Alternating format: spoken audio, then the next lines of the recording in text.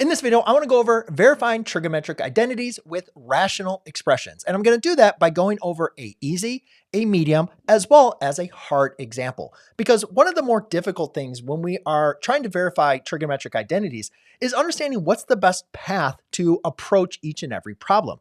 So I'm going to talk my way through each of these problems. So therefore, hopefully you can get some confidence as well as, some tips to be able to use in your toolkit when you have to verify identities on your own.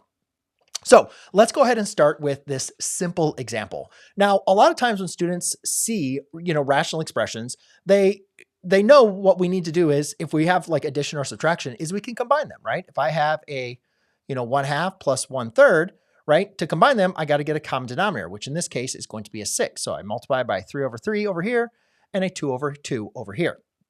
So that's not a problem. You could go and approach that, right? Because when we're trying to verify the identity, we're trying to make sure one side is going to look just like the other side. So we're going to focus on this left-hand side because we want it to equal to 1. So a common approach would be, well, let's go ahead and combine these two over here. But there's something else that I kind of recognize here. I recognize here I have the reciprocal functions in my denominator. And a lot of times it is helpful to always look at your equations in terms of sines and cosines. So we use the reciprocal identities to rewrite our functions in terms of sines and cosines, or you could also use your quotient identities to rewrite, like tangent and cotangent in terms of sines and cosines. So while you could combine them, that is a perfectly fine approach, and you could go and work through this. What I recognize here is I need to simplify this down to 1, right? So I could combine fractions and then work to simplify that way. But I could also recognize, say, let's get rid of cosecant and secant as my denominators. And again, as long as I multiply my fraction by the same number as in the top and the bottom, I'm going to produce what we call equivalent fractions. For instance, if I have 1/2 and I multiply it by 3/3, that's going to give me a 3/6. 3/6 is equivalent to 1/2.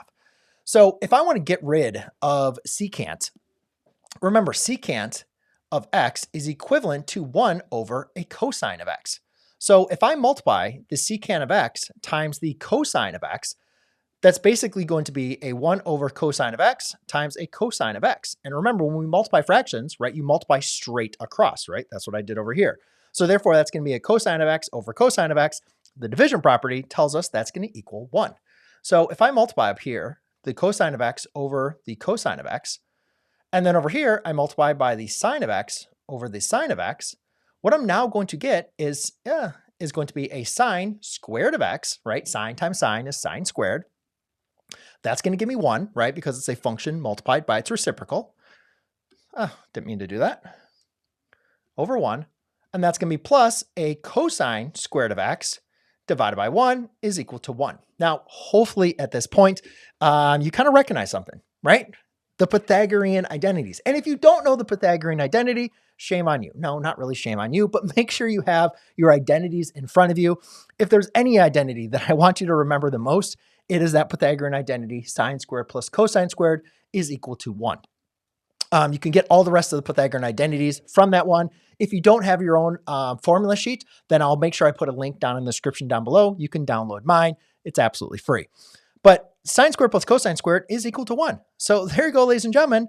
We have now verified our identity. All right, so now let's go and take a look at this next one where I have 1 divided by 1 minus sine of x plus 1 divided by 1 plus sine of x is equal to a 2 secant of x. Now remember, when we're trying to verify identity, right, we're trying to make one side equal to the other side. So we always want to pick typically the more complicated side. Or what I always like to tell students is like, what's the one that's like the easiest to apply some operations? Obviously, we have operations here that we could combine these two, right? There's really no operations except 2 times secant, which I can't really simplify. So it's much easier to simplify than it would be to expand. So I'm going to focus on this left-hand side. Now, there's really nothing else I can do to simplify, kind of these. So what I'm going to do is look into, well, let's combine them. Now, again, remember, when we're combining fractions, we need to get our common denominators. And again, like it's easy if you have like a 1/2 plus 1/3, the LCD is going to be 6. Or even if I had 1 over a cosine of theta plus a 1 over a sine of theta, the LCD is simply going to be cosine of theta times sine of theta, right? They don't have anything in common. Now, this one gets a little bit confusing because you say, well, they both have a sine, right? But what you still can't divide evenly a sine into both these terms because they have a 1 plus sign and a 1 minus sign. So in this case, my LCD is simply going to be just the product of my two denominators. So what I'm simply going to do to be able to obtain common denominators, on the right-hand side, I'm going to multiply by 1 minus a sine of x. And I'm going to do that on the top as well as on the bottom, right? Because again, we have to always produce equivalent fractions. And then over here, I'm going to multiply by my other denominator, which is going to be 1 plus a sine of x. And I'm going to do that on the denominator as well as in the numerator. And I'm running out of a little bit of space, so hopefully you can follow along, at least with my different colors. All right, so let's go ahead and write all of our numerators together, and then with our common denominator, which is a 1 plus sine of x times 1 minus sine of x. So what I'm going to have here is a 1 plus a sine of x plus a 1 minus a sine of x. And that's going to be all over my common denominator of 1 plus a sine of x times a 1 minus a sine of x. Okay, and that's still equal to 2 secant squared of x. Now, the cool thing here is I have common terms, right? Just like x and x, you can combine to be 2x, or x minus x is going to be 0x, or just 0. Trigonometric functions work the exact same way. You can combine your sine of x and your sine of x. Sine of x plus sine of x is 2 sine of x. Sine of x plus a negative sine of x is simply just going to be 0. So I'm going to put two little lines here, but basically it's just saying they're not canceling out, they're just adding to 0. And then 1 plus 1 is simply going to be a 2. So over here, I have a 2. Now, in the denominator, you could apply FOIL, right? Just like we, back in the day, remember we used to do like x plus 1 times x plus 3, right? You could do distributive property, you could do FOIL, or you could also recognize that this is in the form of a minus b times a plus b. And so when we multiply something that's in the form of a minus b times a plus b, that's a difference of 2 squares. That's going to be a squared minus b squared. So you could do the math to the side if you want to, or you could hopefully just recognize that this is going to produce a 1 minus a sine squared of x. Okay, now again, we're trying to simplify this. We're trying to condense this. And hopefully any single time that you see that sine squared, or a cosine squared, or a tangent squared, or a secant squared, or a cosecant squared, you're immediately thinking of that Pythagorean identity. So let's go ahead and write down that Pythagorean identity so we can remember. We have cosine squared of x plus a sine squared of x is equal to 1.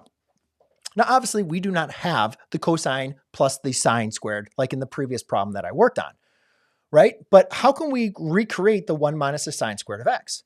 Well, if I simply just subtract a sine squared of x from both sides, right, using my properties of equalities from equations, right, even though it's trig, we're still just applying some linear rules here. And what I'm going to produce is a 1 minus a sine squared of x. So hopefully you guys can see 1 minus sine squared of x right over here is equal to a cosine squared of x. So therefore, my next route is going to be a 2 over a cosine squared of x. Now again, we still need to get this to a 2 secant squared of x. So what do? Well, remember, ladies and gentlemen, your reciprocal identities. Cosine of x is equal to a 1 over a secant of x. So what that means is secant of x is equal to a 1 over cosine of x. Doesn't matter if it's theta, if we use theta instead of x, or alpha, or beta, or y. No. Doesn't matter if it's cosine squared. No, it's still going to be 1 over secant squared. It doesn't matter if it's 1 over cosine squared. That means it's still going to be a secant squared. So then what we're going to have is a 2 I don't know why that's being so weird. 2 secant squared of x. And that, ladies and gentlemen, is exactly what we are looking for. All right, so now let's go and take a look at this example where we have a cosine of x minus a cosine divided by 1 minus tangent of x. And that we want to equal to sine of x times cosine of x divided by sine of x minus cosine of x. Okay, so if you want to say which one's more difficult, you could probably have an argument either way, right? I still like to focus on the left-hand side here because you can see I have the quotient of 2 rational expressions, and cosine of x not rational, but you could simply just put that over 1 and say, all right, now it's a rational or a fraction. So particularly, I would still like to focus on the left-hand side because I have 2 rational expressions I want to combine to 1 rational expression, and then hopefully I can simplify it so it looks something like this, all right? Now again, like we did in previous examples, when we have 2 rational expressions and we want to be able to combine them, we got to get common denominators. Now, I know a lot of times students have trouble with fractions, even with numbers. Like if I said, what's 8 plus 1/2, some students would be like confused. Like, how do you add an integer to a fraction? Even my high school students would forget this. Remember, ladies and gentlemen, we can always change a integer to a fraction. Now I have 8 over 1 plus 1/2. So what do we do here? You just get common denominators. So you multiply by 2 over 2, because the common denominator is 2. And then you'd have 16 over 2 plus a 1 over 2. And now you guys can see that is going to be a 17 over 2, right? So in this problem, that's the exact same approach that we're going to want to do. We're just going to want to get our common denominator. So you can see I rewrote this over 1. And so it's a 1 and a 1 minus tangent of x. Well, hopefully you recognize, guys, the common denominator here is just going to be our only denominator that's not 1, which is a 1 minus tangent of x. This already has that, so we don't need to worry about it. So all we're simply going to do is multiply by 1 minus tangent of x on the left-hand side. And make sure, again, to do that in the numerator as well as in the denominator. Okay, the next thing I think is important just to remember your quotient identity. You know, tangent of x is equal to a sine of x over a cosine of x. So when I do that, when I multiply a sine of x over a cosine of x, if I multiply this times a cosine of x, think about that as over 1, right? Now remember, you can multiply straight across, but also you can distribute or you can divide across multiplication. That's the division property. So I can simply divide those terms are cosine divided by cosine is equal to 1. And so therefore that's going to simplify to a sine. Now, I don't want to lose you here, so let's go ahead and just rewrite it so it's nice and neat. So I have 1 minus a tangent of x times a cosine of x, and that's going to be minus a cosine of x. So this is all my numerators, and that's going to be over my common denominator of 1 minus a tangent of x. Okay, so again, if you're following me here, if I apply my distributive property, cosine of x times 1 is going to be a cosine of x. If you see my work that I did over here, when I do tangent, which is sine over cosine, times a cosine, that's simply just going to give me a sine of x, right? So that's going to give me that sine of x. So, and that's actually minus a sine of x, and then minus a cosine of x. Okay, now I can rearrange these terms. Hopefully you recognize, like I have a cosine. If I had like 2 minus 3 minus 2, I could simply just subtract the two 2's, right? So this is cosine of x minus cosine of x. So I am going to simplify that. So we'll just say those add to 0. You can put lines in there. You could just subtract them and get to 0. I know a lot of times as teachers, we don't like having students just put lines through things.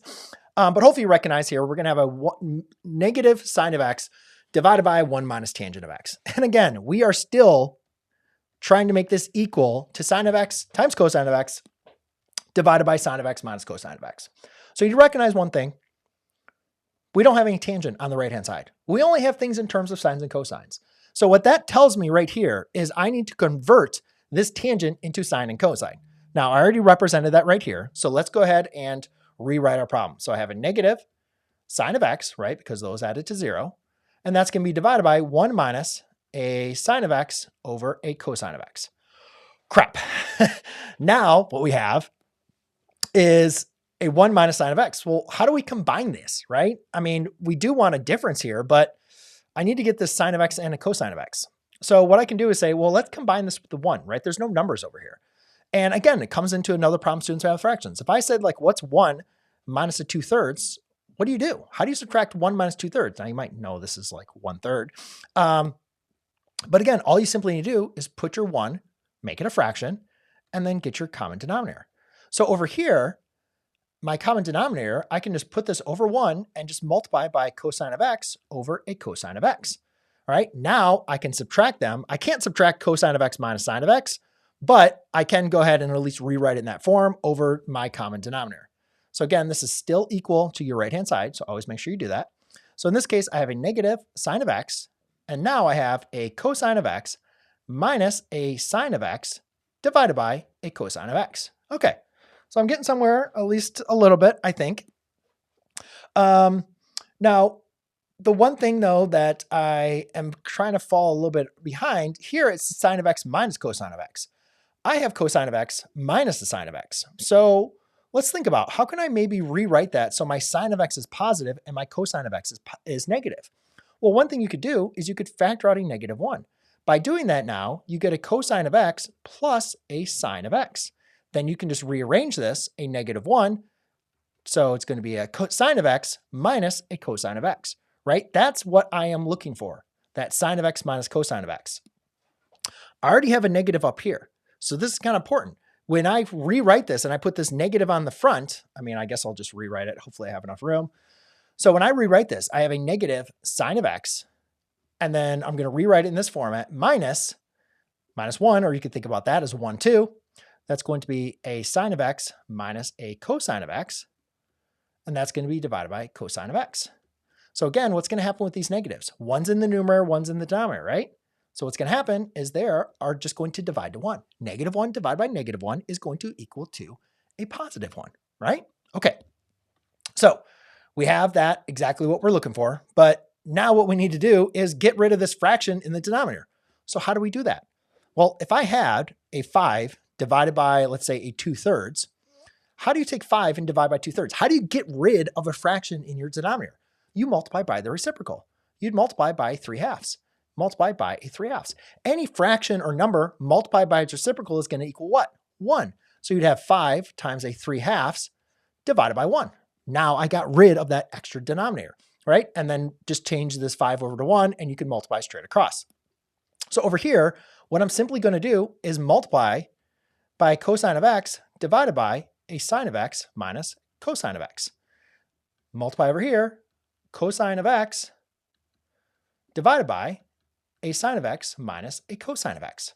Now what's going to happen? This whole stuff is all going to go to 1, right? Everything down here is just multiplying by its reciprocal. So that all goes to 1. What I'm left with is a sine of x times a cosine of x divided by a sine of x minus a cosine of x. And ladies and gentlemen, that equals exactly what we were looking for. Sine of x times cosine of x divided by sine of x minus cosine of x.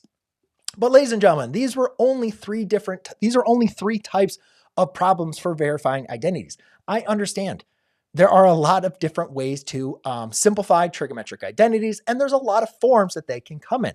So if you want to see more examples of me verifying identities or some practice problems that you can work on your own, then go and check out the links I have for you in the description down below or the video I have for you next. Cheers.